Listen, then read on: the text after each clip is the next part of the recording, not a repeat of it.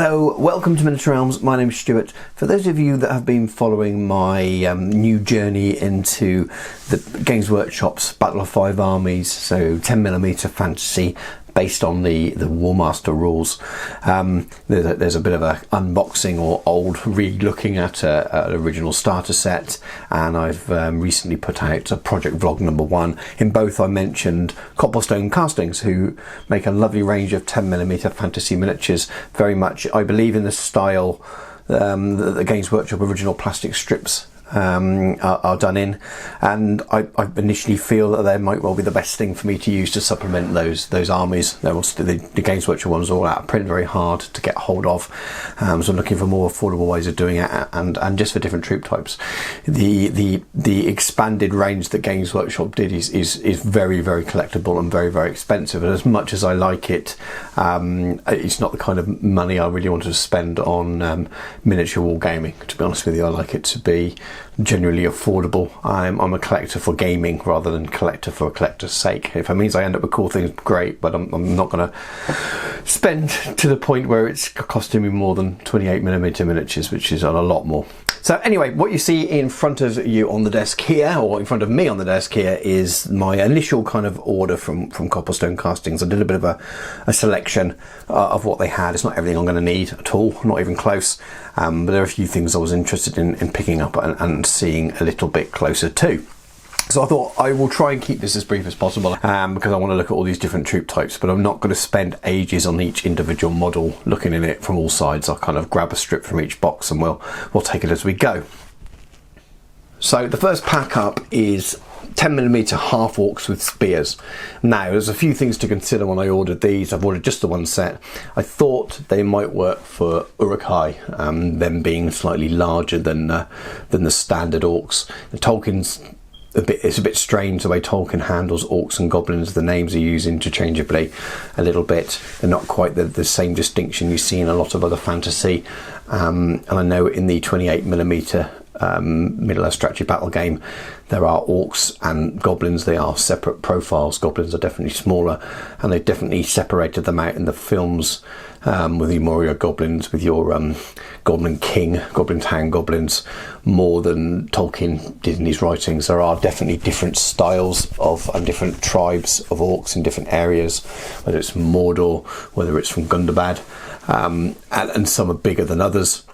It's much more blended and mixed within the Tolkien lore, but in games they need to be a little bit different. So I thought that these might be bigger and work better for the larger types. Whether what I decide on to finally order, I'm not sure. So a little bit of rambling there at the beginning, but let's open these ones up. The initial questions were, how will the strips fit with, I'll take one strip out, how the strips fit and work with the existing. So initially you see they're much larger than the plastic Games Workshop sculpts. Games Workshop sculpts do look very goblin-esque, so to speak. These are much bigger, so they may well be really good. They may well work perfectly for that Uruk-hai looking thing, sort of profile, much bigger. The strip does fit on, so you will be easily fitted on the 40 by 20mm stands that they have, and there are only 5 on a strip because they're that chunky versus the 7 that you have for the others. That doesn't matter, it's all about the base size.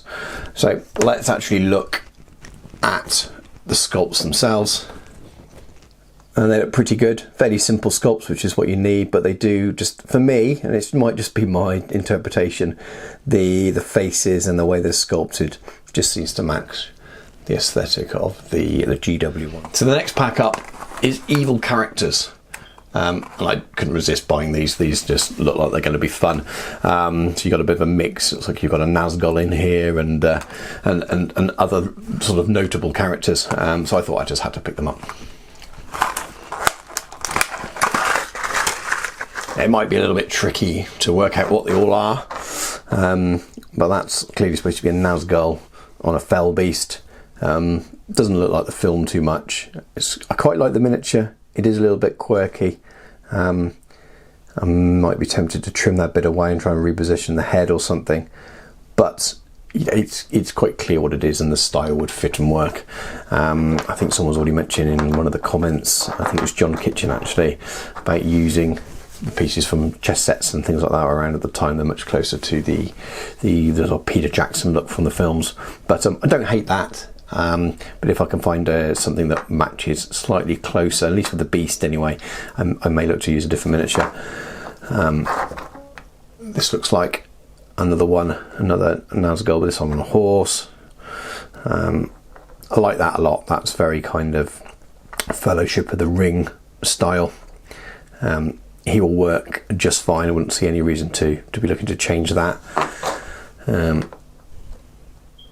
Nice wolf there, or warg. This is a orc or a goblin character, probably an orc. He's quite chunky. Hopefully these in focus. I've decided not to put them on my little handle all the time because it'll take too long and the video will become very, very long. But he looks quite cool. And this looks like some kind of evil wizard. I'm guessing Saruman. And again, a lot of it is going to be how you paint them. You can paint them. You could be any fantasy wizard. You can use this for warmaster fantasy games and things as well if you wanted to. A orc captain, leader. Looks like the larger orcs, the half orcs. So it could be any of the Uruk-hai characters, I suppose. That's quite cool. Got here. So it's just standard command really. So you've got a drummer and you've got another, looks like half orc captain. So you can make a nice little command stand out of those. That would be nice in a separate pack maybe. I mean you might not want too many of these. Really depends how you build your army, I suppose. And then you've got a couple of command in terms of riding wargs or riding wolves. So a useful pack. And because there's evil, there has to be good as well.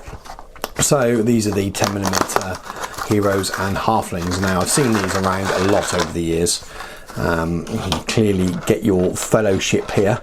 There are extra hobbits and dwarves and things, so I'm not sure who is supposed to be who. Let's try and work it out.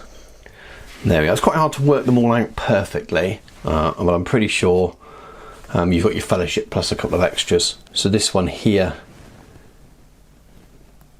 is your Legolas model. Pretty sure that this one here is your Boromir. And then you've got 4 hobbits. I'm thinking Frodo and Sam, Merry and Pippin. Clearly your wizard, your good wizard, your Gandalf. Now I'm thinking this is your Aragorn figure, but there is another figure with a bow as well, so maybe it's 2 versions of Aragorn, and this is Ranger, and that's more sort of King, or maybe it's just a separate Ranger or something, or Ranger hero. I suppose you can use them whatever you want. There are 2 dwarves, so I don't know which one was, if one was supposed to be Gimli, which one it is. There's one with more armour, so I think it depends on whether you're going book or film, etc. But I think this one probably matches better. But then you get a separate dwarf with a hood there, and then there's 2 other characters. One looks like a kind of more traditional barbarian type character from films. I don't know where that fits in. And then you have a man that's got a beard and some furs and things. So again, depends on maybe he's an heirling or something. I don't know. Use them as what you want, but there's a nice little mix. I'm sure the sculptor at the time had an idea of which they were, and that's how they see them. They're clearly not necessarily based on films and things. So next up we have Horse Tribe Cavalry. So Rohan Cavalry, standard ones. Again, I don't know how many different sculpts there are here, but they're pretty good scale wise. They scale quite nicely again with the Games Workshop ones. I don't have any Games Workshop Cavalry to see how they scale with those. I've only got the Wolf Riders, the Wargs, and again it looks right, it looks scale and similar kind of sculpting style and proportions. So these haven't been cleaned to their flash, but they look very Rohan like, which is exactly what you expect from the description. There are definitely some slightly different sculpts for this one, but overall after cleanup I think they're going to be really nice little sculpts, and I haven't seen any miniatures out there that I believe will do your Rohan Cavalry that look quite, look like they do in the films stroke most common Tolkien lore. This is very Rohan-esque, and I'm sure there'll be lots of people in the comments that say, have you tried this and that, and that's great. He looks like a captain or a leader, slightly different pose. So there's a nice variety of sculpts in the pack, including a banner. You're getting 5, 12, you're getting 12 in your pack as well, so not too bad. So next up, Horse Tribe Infantry. So Rohan Infantry. Now these will be even more interesting to see how they kind of fit in with the regular ones there. So there is a strip there with a banner, which is something I didn't check earlier with the orcs, and then you've got a guy with a hand weapon on the end there, so it's a slightly different sculpt again. So it looks like there's 2 different strip types, no, 3 maybe. Some good variety. Yeah, very, very cool. So we've got a mix of helmets. There are some helmets with a little bit of fur around the edges. So you could use these as other things as well, but they look Rohan enough. I imagine you could also use them as Men of Dale or something as well. But again, you get that with, if you've got the plastics, you've got that anyway. Let's see how they compare with the painted orcs. Pretty good. How do they compare with the existing plastic ranges as well? So they are slightly bigger, slightly chunkier, and there was an indication of that with, I guess, the half orcs that were quite a lot bigger than the regular orcs, so it doesn't matter so much. But these are clearly a different scale to the existing plastics that GW do. Now if you're looking to get into this with on the cheap anyway, it's much cheaper just to go straight for these and have a very similar aesthetic.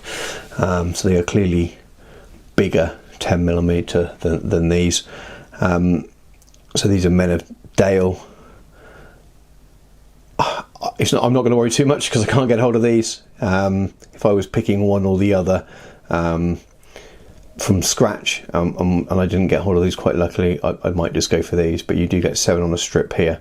So yeah, your men will stand out. That's something to be aware of.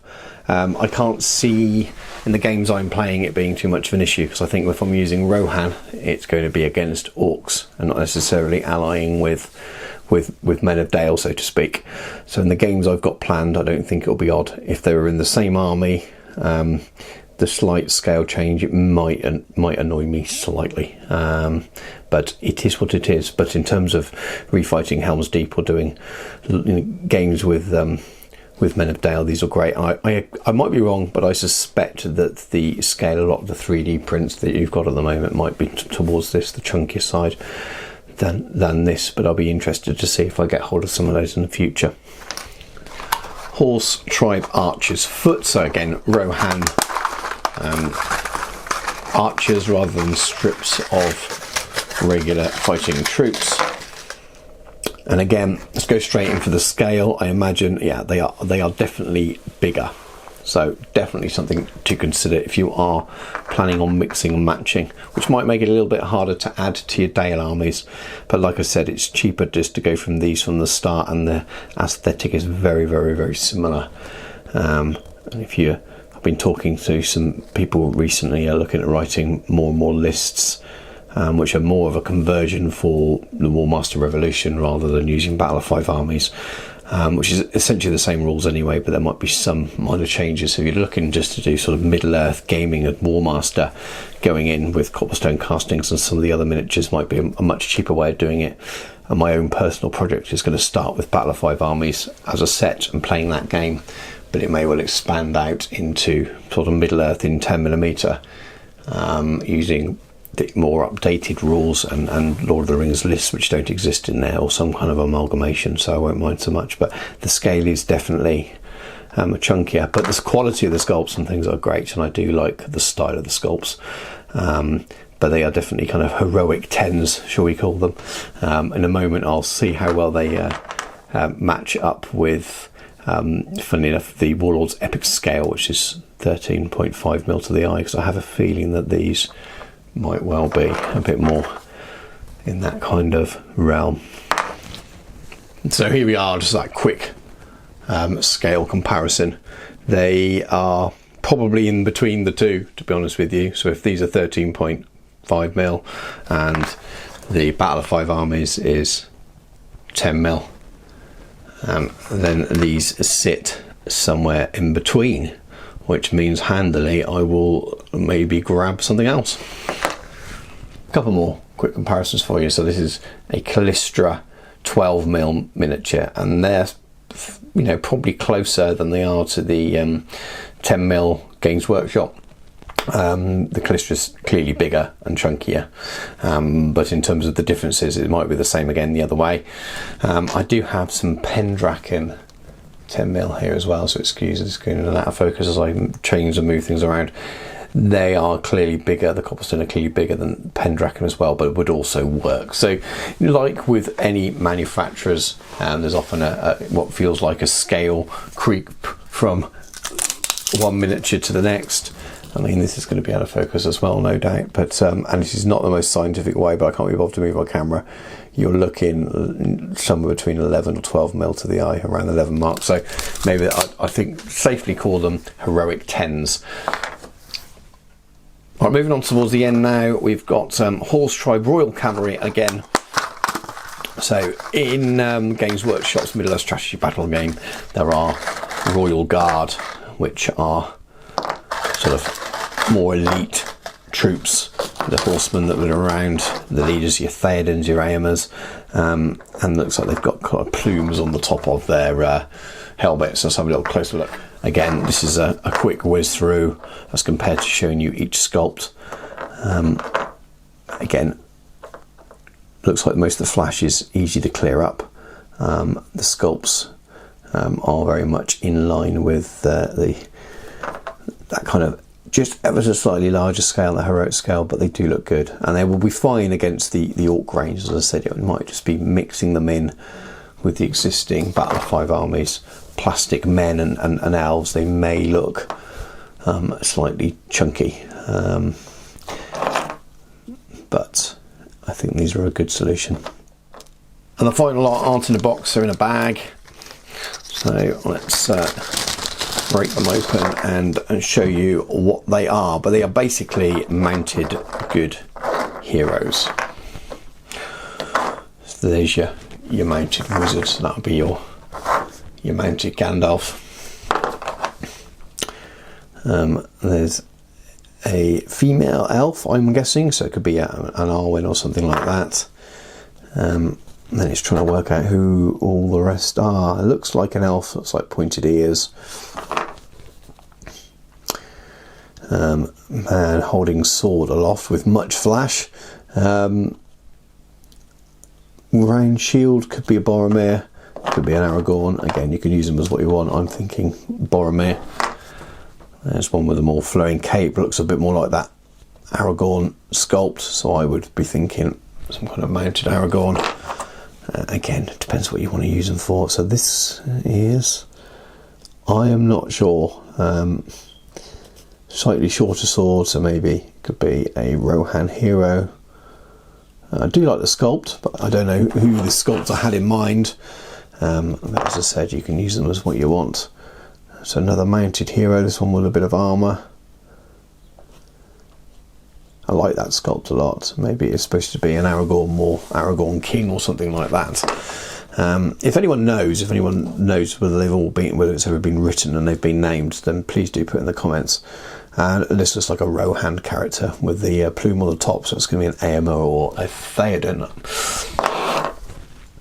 But overall, pretty good. So I picked them up at North Star, which seems to be the home of the Copplestone Castings 10mm range now.